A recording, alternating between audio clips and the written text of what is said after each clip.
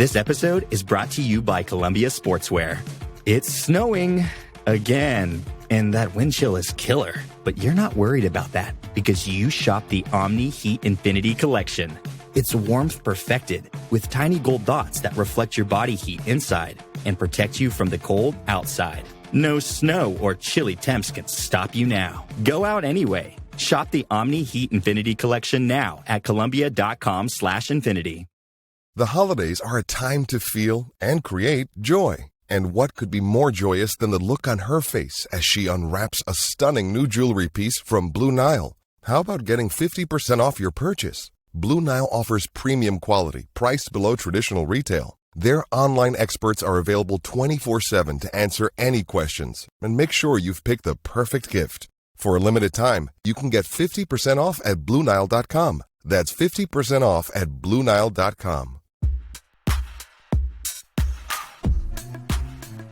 The Portland Trailblazers, in a season filled with lows, hit rock bottom Thursday night during an embarrassing loss to the deeply depleted Utah Jazz. But here on the Blazer Focus podcast, we're going to try the best we can to keep things positive.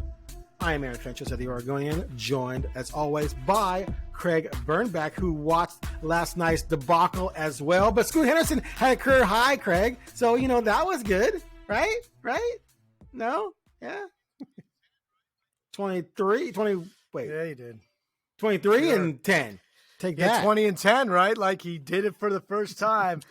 I'm just saying, that marker for a point guard, the 20 and 10 marker is always a good one. I'm not going to go positive on that. It means it meant nothing. They let him dunk. They were down 30. I'm going to give you the opportunity. They were down 30. But as I always do, I try to find positives in certain situations. Well, some people will argue that I always do that, but I do often a lot. Yeah. And I'm trying to with this team because we all knew coming in it was going to be kind of, a mediocre to bad season. But they just started a stretch of 8 of 9 at home. 6 of the 9 opponents have losing records, including Golden State coming up. They got San Antonio twice, Washington, and Utah.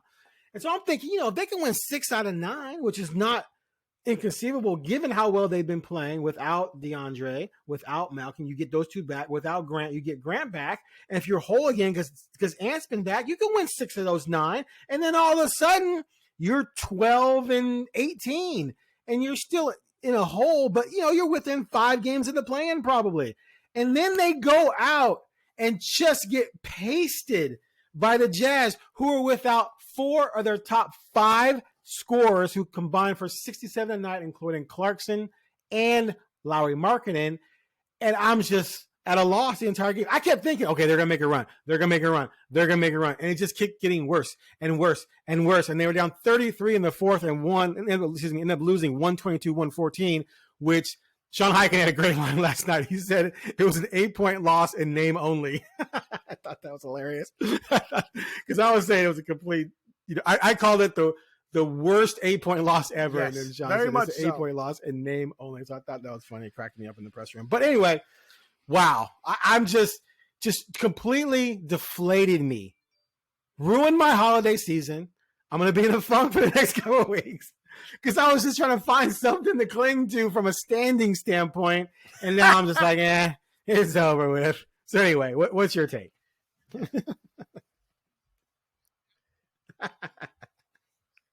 Oh, come on. So, first of all, it was never conceivable they were going to win 6 out of 8. Second, I will tell you this. This team plays worse at home and worse with more players available to them. It's weird. Like they get two, starters back and they play at home against the, possibly the worst team that night, roster-wise, other than themselves in the NBA, and they got crushed. I mean, like it was crazy to watch players. I'm like, whoa, he's that good. Like he's that good. Whoa. Yeah, it was bad, and I will say that there was to me, finding that Scoot Henderson, silver lining is I just couldn't do it. I just can't do it. But I also. I always say, when they play competitively on the road, it's not always them. It's the other team as well who's just not turning it on. But yes, they played much more competitively. And they did it even in the fourth quarter last night. They bring off their, the greatest center, 3-point shooting center in Portland Trailblazers history. And the up goes off, and they bring it within 8. But I want to bring up my favorite interview, Chauncey Billups interview answer from a practice this season.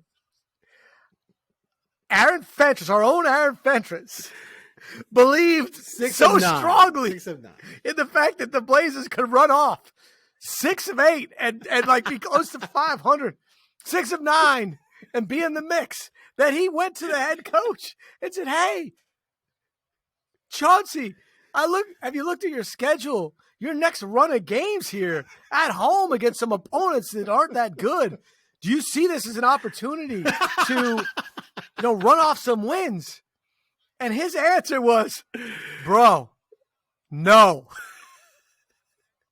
I do not see this as that opportunity because we are not that good.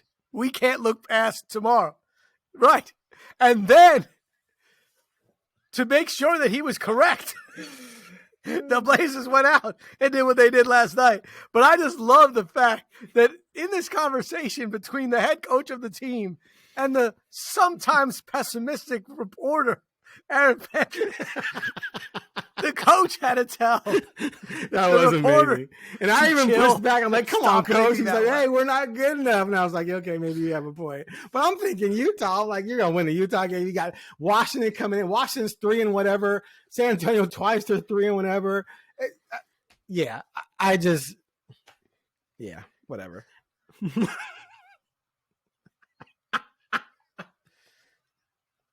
He said, "No, bro." Oh my God. That's his answer. Just like that. "No, bro." Like, no, we're not looking at 8 games. And he's absolutely right. And again, in the, every time I start like being critical or just like, oh my goodness, like Deandre Ayton's not, he's back, he's not playing well. And when are they going to figure this out? They're killing it too. Couldn't hit the broadside of a barn last night. And I mean, it was awful. And then you're like, wow, and then I go down the rabbit hole. Like, I don't understand. How is this going to ever work? Because the best player is Simons, and he plays the 1, and Scoot is your guy, and he's the 1. I go, none of this matters right now, Craig. None of this matters. You're the one that keeps saying it. Listen to yourself.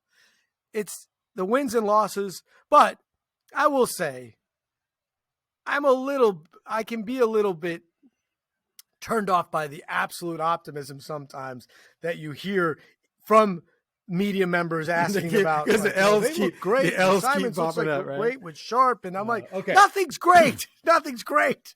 They're not good. And you can't make these comparisons, or you can't make these projections based on what you're seeing now. Yeah. So one of the things I asked are Chauncey last night when they play you was about, was Fair? this just a bad night or a step back? And he said, well, I don't think it necessarily was a step back. It was definitely a bad night, but there were some things that we didn't do that we need to address. We're not just going to flush it. Like, there were things we did wrong. And I said, and then, he said this before in the past, like, you play teams that are down players. The guys who are playing, who don't usually play a lot, are there to show out. Like, so, this is my opportunity. And just because they're backups on a bad team doesn't mean they can't play, because everyone in the NBA can play to some degree, right? And then at the end of the press conference, I kind of said, your team should know this better than anyone, because they were catching people off guard with depleted rosters. Like, they won. This team won at Indiana and at Cleveland, right? So then later in the locker room, I asked Ant, like, did they maybe look past this team, which is crazy when they're 6-16, right, going into it. But hold on. But again, Ant and Sharp are killing it. You get back Ayton. Yes. We kept talking about when we get back these guys. You get back Ayton, you get back Brogdon, and you're playing a team that's down Collins, Clarkson, and Marketing, and George. That combined 67 points per game. And now he said he doesn't think consciously they looked past them, but maybe sometimes subconsciously you do, It's not that you're looking past the guys who are playing. You just have a little bit of sense of relief of the guys who aren't, which makes sense from a psychological standpoint.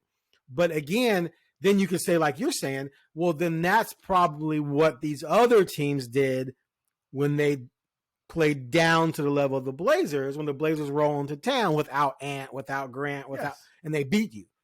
And you're like, well, how the hell did we lose this game? Well, we shot poorly, committed 20 turnovers or whatever, and so went off on their team. Now this is in reverse.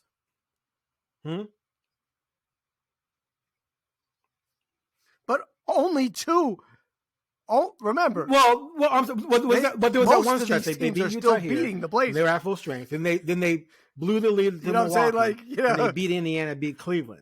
Like, that was a nice stretch of ball right there, where you're like, okay, you beat 2 playoff teams. You had a contender on the ropes, and you beat a team you should have beat at home. Sure. And that was with a lot of guys in and out of the lineup. So that's why it's not crazy for me to think that when you get these guys back, because Grant should be back soon, that you can run off 6 out of 9, win 3 of your games are against teams that haven't won 5 games yet, and 2 of them are against Utah. So that's 5 right there, and they're all at home.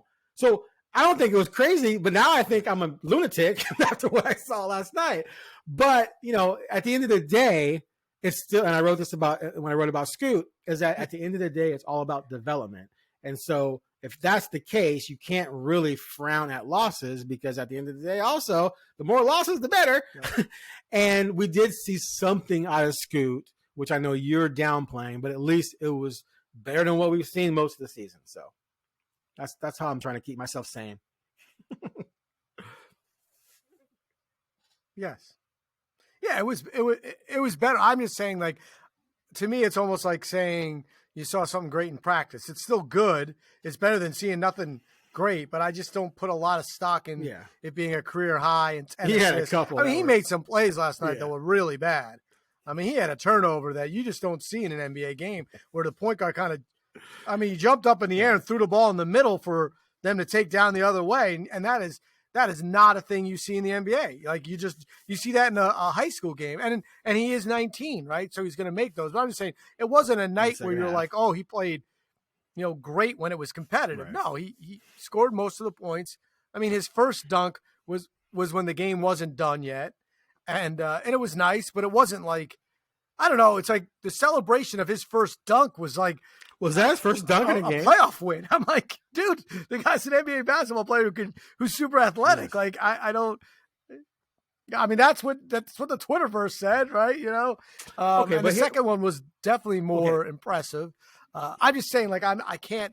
Right. It's not. You're 100% correct. It's not monumental. As a monumental game, because he went 20. And we're coming from that's all. A place where the guy was shooting 30% and 18% on threes. He had that 4-17 night on a Friday against Dallas. I can't remember who they played. But anyway, that was arguably his worst game. And so then he's come back with 2 good games. And since we're dealing with a 19-year-old who's trying to overcome a horrible start, to me, you score 19 and then you come back with 23 and 10, regardless of garbage time, regardless of where it was. That is still a step in the right direction, even though you're right, it shouldn't be treated as your typical 23 and 10. I agree with you there. But for him, that was a step in the right direction. Now, to his credit, after the game, he didn't really care. He's like, we lost. It doesn't matter.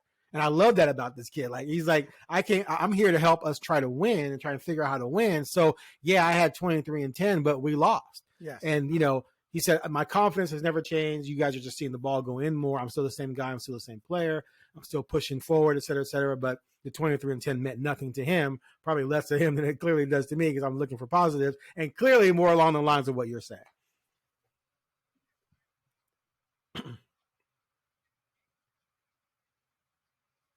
Yeah, I agree with Scoot completely. But you're right. In a game in which you were down by 33 points at one time, it's better that he gets 23 and 10 than if he gets 3 and 6. But I just don't feel – so I just completely agree with Scoot, because when you're down 30 points in an NBA game, Chauncey cleared the bench.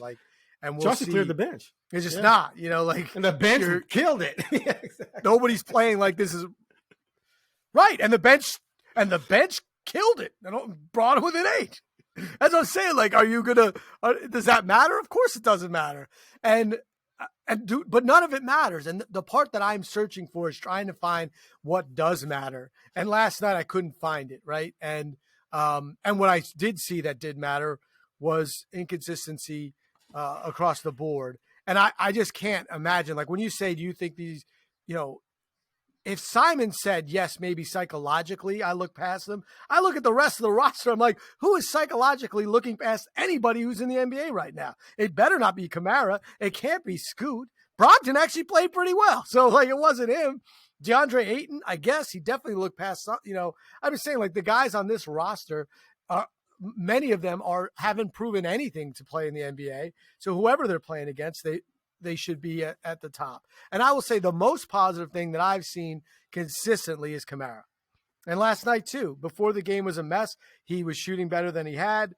He had a career high as well. And even though he continues to foul, sometimes at the worst times, and sometimes he pressures when maybe that's not the right place because he's going to give up a layup on the other end.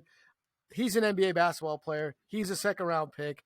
That, to me, has been the most positive thing consistently throughout, especially after these trades, because I can't look at the Ayton thing and be like, whoa, looks like a slam dunk here. I'm not burying it, but I'm like, well, there's still some stuff that has to happen for this to be good.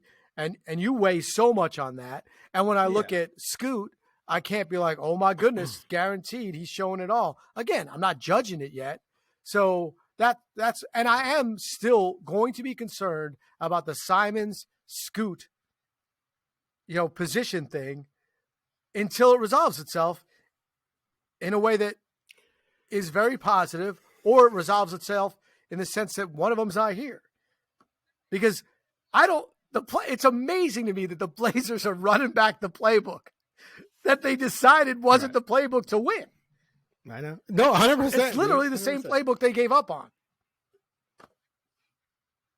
Right? So, like, to me, I'm like, no, Simons is great. Simons is, everyone's saying, like, he's an elite, he could be an elite 1 or an elite 2. You're like, okay, but if he's an elite 2, we're back into the same situation we had with CJ. And if he's an elite 1, what are you going to do with your 19-year-old point guard, that you drafted 3rd overall?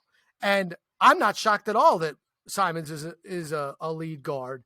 And why anybody is, I'm a little surprised when people are like, 2 years ago, I'm like, they were 12 and 12 in games with Dame not because playing. they were morons. They were 12 and 12 when Nurkic and why are people both surprised? played from January 1st until they shut everything down. They were 12 and 12 with those two guys in the lineup or something like that. Yeah, around 500. That right there, that was mostly without CJ and without Dame. That should have told you right there. And he was like 24 and 6. So last year, as a 2 playing next to Dame, that's a tough position to be in because Dame is so ball dominant. You're not sure what am I? Am I a 2? Am I a combo? Am I whatever? But now, when he's set free, when he's unleashed, and he's the guy with the ball, look out! And what did I say he would be? Like 28 and 7 if he ever got in that position. And what is he since he's been back? Something like that, right? And so yeah, they had a bad game last night, but you know what I'm talking about. So what do you do? Because if you want Scoot last to be night I heard your his point, numbers because he's only played 5 go games. into Scoot and Sharp at the 3, now you're too small. And I don't want to hear, they're good, they're going to be. No, they're never going to be good enough to contend because too many teams in the West have younger, better, bigger players, and they're going to smoke you in a series because you're too small. So you're going to have to move someone, dude, or someone comes off the bench. Well, which one of those 3 is coming off the bench? Ant's not coming off the bench. Is Sharp going to come off the bench? No, that's going to be stupid. Now, what do you do in 3 years when it comes time to pay Scoot and Sharp? And, oh, by the way, Ant's deal is up. And now Ant needs $40 million a year, and you got to give your 2 high picks about $30 each. Now you're at $100 million just for those 3, and they don't mesh position-wise. It's a mess waiting to happen. But you know what they're going to tell us until it all crumbles? Oh, we'll be fine. We'll figure it out. Which is what they told us on draft day when they were trying to convince us that Dame, Scoot, Ant, and Sharp would all work together. Remember that? So, yeah, there's a problem moving ahead. I still think the solution is going to be because they're wedded to Scoot. Well, that's crazy. I think. We'll see. It would be fascinating to see if they had the balls, right? The cojones to say, you know what? We're rolling with Ant, Sharp, and we're going to trade Scoot. If you do that, Rip City's going to crumble. So you're committed to Scoot, which means one of the other 2 got to go. And to me, it would have to be Ant because at least Sharp is 6'4", and you send Ant somewhere where he's going to dominate and make you look silly because he's going to come back and drop 45 on your head. Yes. You're not. I mean, I don't see a scenario where Sharp's the one out unless he asks for it and makes it miserable for people, which I don't see. I mean, what? You can't not. Yeah, no. You just went through what I get that it's too early to worry about, but I can't not. I can't not. You know, I can't look at it and say like. But the other part about what you said is like, Scoot's not going to be worth $30 million if Ant's no, he can develop. No, he can develop. Because he can still get 30 minutes a night. He's not going to. There's 96 minutes available in the backcourt. There's 96 minutes available in the backcourt. If you just play, right? I know, but you can give them each 24 at the point. You can, but not at you know the what point. I'm saying? You can mix it up in a way to where you can get him the minutes. If he gets the minutes and he develops, and he becomes, you know, like Halliburton and De'Aaron Fox somehow developed together. So if he develops to the point where he's a legitimate starting point guard, then he's going to command 30 mil.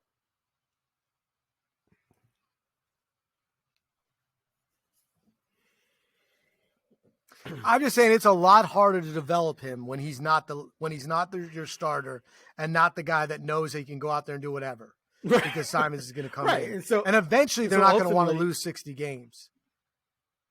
You know, eventually you can't, like this year it's fine, do whatever, but you can't go like this is their third straight year of telling their fan base that wins don't matter.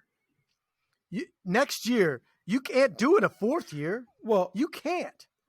They're gonna. Well, they can't try to lose games again. I mean, that's to me is like, ugh. And if they do sell the team, someone's going to say, no, we got to do something. That's all. I just keep running into the problem and it's not close right now. And we knew it wasn't going to be close. I told you they were going to start Scoot because of what I believed and was correct about was that they were married to him. You can't draft him, trade Dame, and not start him. So I thought the whole time it was going to be Simons and Scoot starting, and that they might also start Sharp because why not? But now I just don't. I wouldn't put if you put Simons at the 2, 100%, right? A lot. You're worse. You're worse. You know, like it's just there's no way around it, and it's not a little. But eventually you have to, it's a right? lot. And you can't win anyway. Yeah. So then I go, oh, why do I care?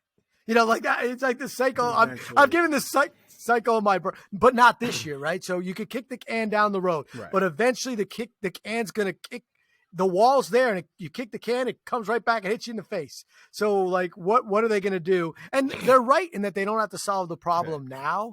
But they have to trade Brogdon because, like, you might as well trade Brogdon now.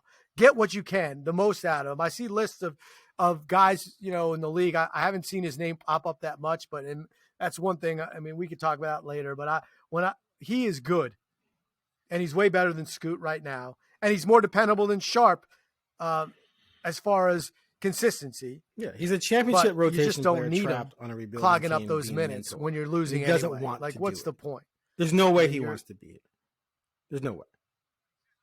Of course, he's a pro.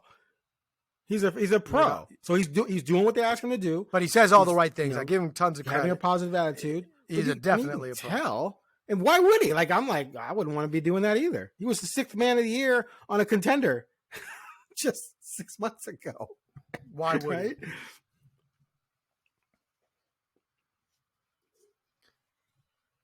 And if not, at least he could be a starting guard on a mediocre team trying to make the playoffs. You know what I mean? Like where he could show off. But he also has to know his injury history. He's not blind to that. I mean, the guy can't stay healthy. I mean, it sucks for him. And, you know, so the Blazers, every time they play him, to me, they're risking him being out for a significant period of time and then not being able to get something for him and still being stuck in the same place where you don't have him, right? If you're not going to have him, you might as well get something for the future. And because that's all this team's about. And that's, you know, that's what I have to try to remind myself when I go down these rabbit holes, that none of this matters. But it does get hard when I can't find what am I like once I get past Kamara, like what else am I looking for? Okay, consistency from Sharp. Like I believe in Sharp, always have. And then okay, let's talk about Sharp. Let's talk about Sharp. I am that worries fully me a little bit, happy like, with where Sharp is can, right now. I think he just had a stretch that was crazy. Yeah. He had a bad game last night. He's still young. He's still immature. He's only 20. But he has definitely made a huge leap this year, especially in the last couple of weeks. I believe last year he had all-star potential. I believe that even more now. So I'm cool with where his trajectory. And like, I said at the beginning of the season, my main focuses were going to be Sharp, Scoot, and Deandre, because Deandre has to hit. Now, there's a belief out there that they don't need Deandre to be really good to contend in the future, which I think is just asinine, because that means you're going to hit on your next 2 draft picks, right? And so, hit big on those next 2 draft picks, because Scoot and Ant or Scoot and Shade are not getting you to the promised land. You need a big to help get you there, and you have a guy on your team that's number 1 overall pick. So it would be helpful if you were able to just get him to a point where he was really, really good, instead of trying to go out and find someone to come in and be really, really good. So he's my other main focus. And right now he's just so up and down. I can't make heads or tails of anything with him. Okay, so the up for me still is that they had a plan coming in with how Ayton and Ant were going to work together, and how Ant's scoring ability and the respect he commands was going to open things up for Ayton, and that they were going to try and play with what he did best and give him more opportunities than maybe Phoenix did. And then you would see hopefully maturation, since he's just hit 25. His car insurance went down.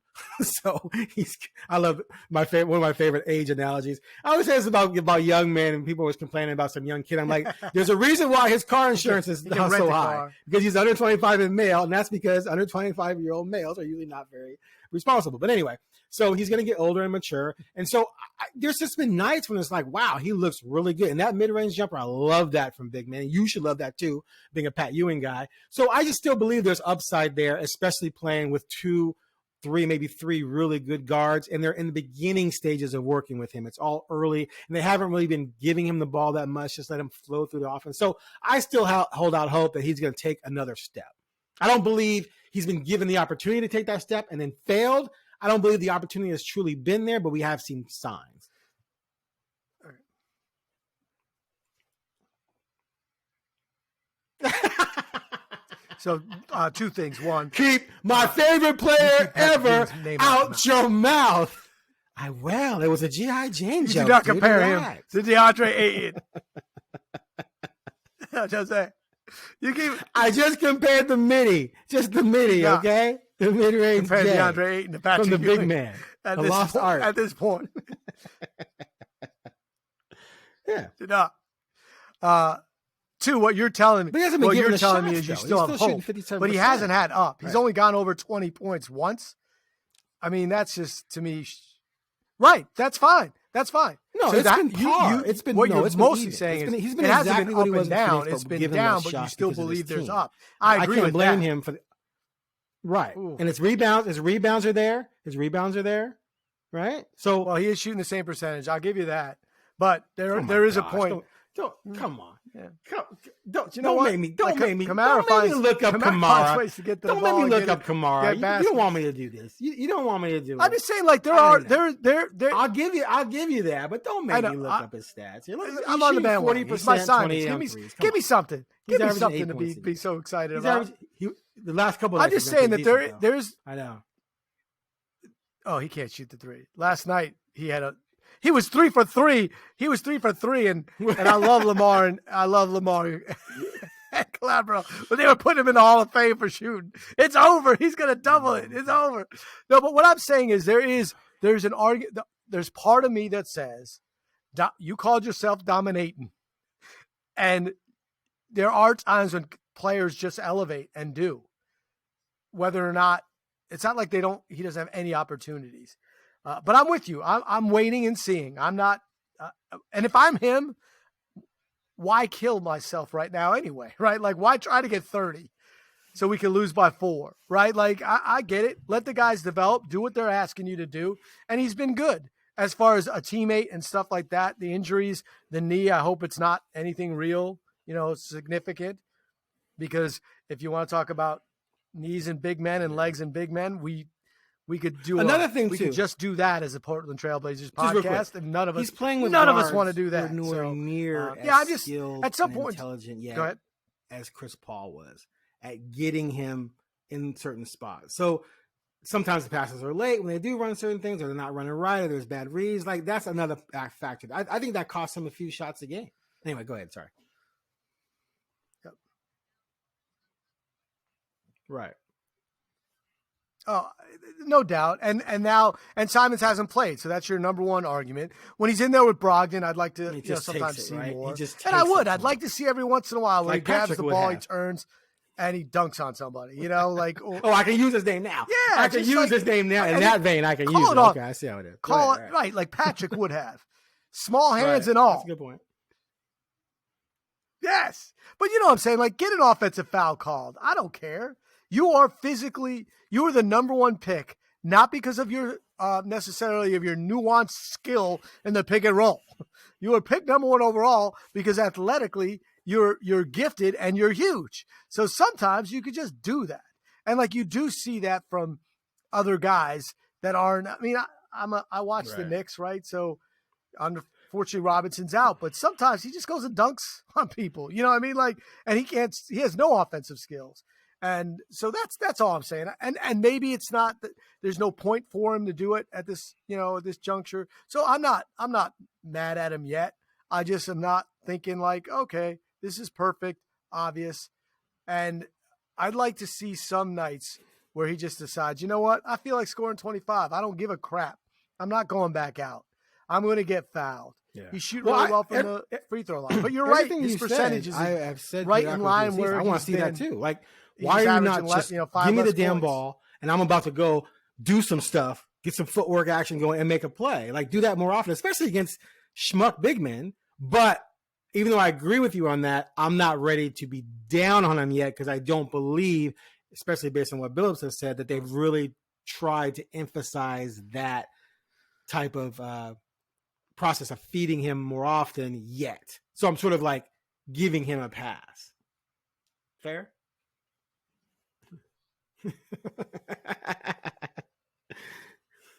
I'm going to give people the visual while I was shimmying. Talking about making those moves. He was actually making the moves. Like he was showing what he could have done if he had the ball. And he was 7-1. Let's move on to. Oh goodness! I want your opinion. Give me your opinion. I talked about it a little bit with Brenna yesterday. I've been before we go, we got to talk about your Green. Impression first. Right? Of the I think we Draymond covered. Thing.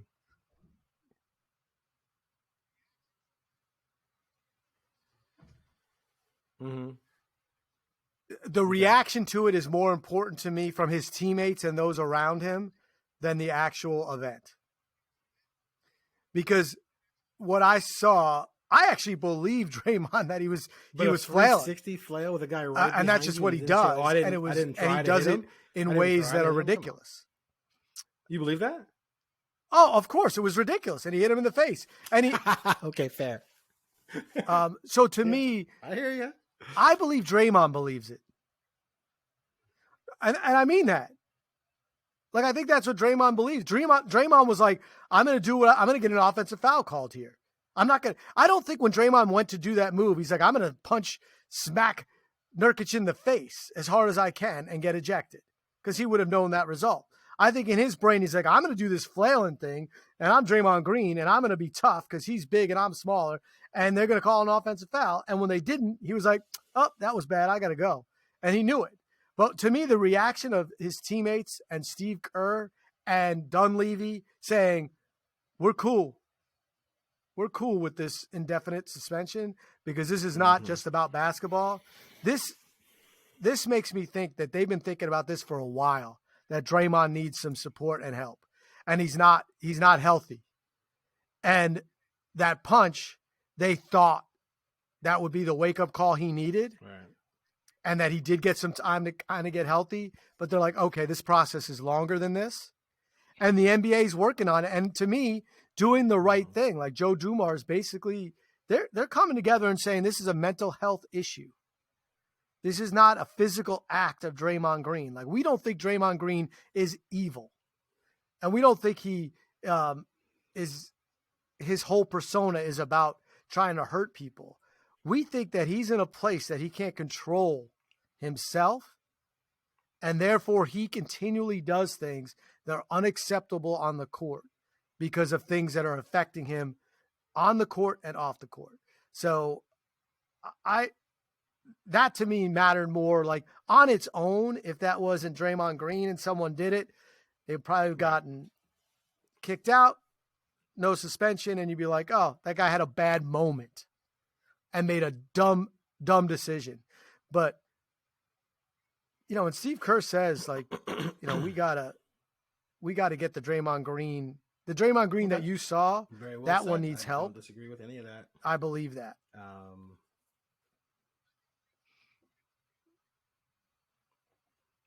Relevant.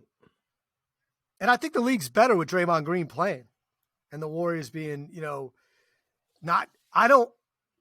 I'm okay with if it goes out, like if it's over, I want to see it kind of finish on the court. Like I want to see them lose in the playoffs because Clay can't, hit a jumper and maybe Draymond's old, even though he's not, he's like the youngest, not because Draymond Green can't do what he mentally needs to do to play basketball. Like I thought Gobert's comments were, that's class, to say like he wants Draymond to get healthy and to have empathy for him. And I think that's what most people should have. Unless you're Jordan Poole, and I don't mean to joke about that. If you're Jordan Poole, it would be hard. I mean, he decked you. Everyone saw it. People blamed you. You got traded. Like it would be hard for, the forgiveness thing. I hope Jordan Poole can find that or whatever he needs. But on the flip side of this, I respect what Gobert said. In addition to all of this, obviously they're not as good without Draymond. They've been struggling anyway. The Warriors began the season 5-1. They were 6-2, and then since then they've just been a mess. They had a 6-game losing streak. Then they won 4 out of 7. Then now they're on a 3-game losing streak, and they're going to play in Portland on Sunday. But the Blazers have the Warriors pick in 2024, right? And right now that's a lottery pick. And so if you're a Blazers fan, you're not unhappy with Draymond Green maybe missing a bunch of games because that's going to hurt them. So right now, unless the Warriors pull off some type of trade, like the way they're constructed and without Green for a long stretch here, and even, they were struggling with him, they're in trouble. They're in trouble not making the playoffs. And that would just be huge for the Blazers because then you would have 2 lottery picks because they're going to have one of their own. And,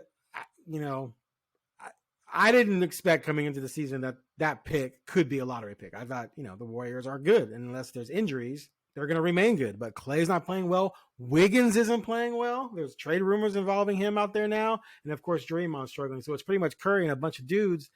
And, man, how huge would it be for the Blazers to come out of this season with 2 lottery picks? Yeah, that changes the dynamic of everything they did almost, So I would just say this.